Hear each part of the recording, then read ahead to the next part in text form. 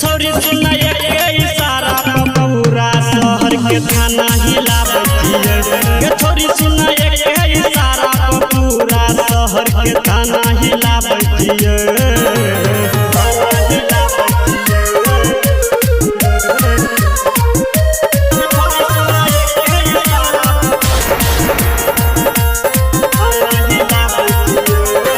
जहिया जे भी धराई रे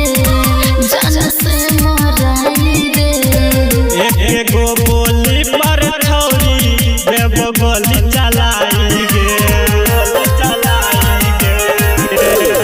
जहिया जे भी धराई रे जान से मराई रे एगो बोली पर छोरी बोली देव चलाई गे ऑर्डर कमांडर कराबई के हम सुपारी लावतिए छोरी सुना इशारा पूरा शहर के थाना हिलावतिए छोरी सुना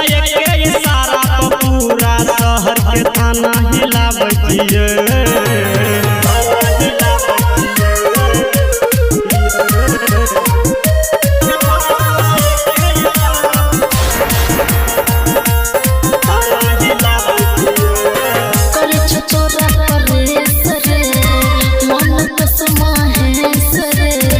हमारा नाम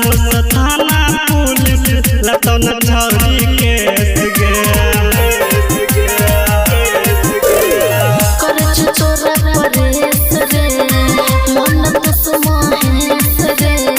हमारा नाम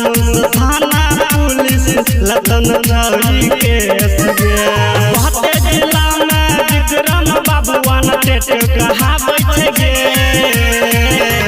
छोरी सुना इशारा पूरा शहर के थाना हिलावतिए छोरी सुना इशारा पूरा शहर के थाना हिलावतिए।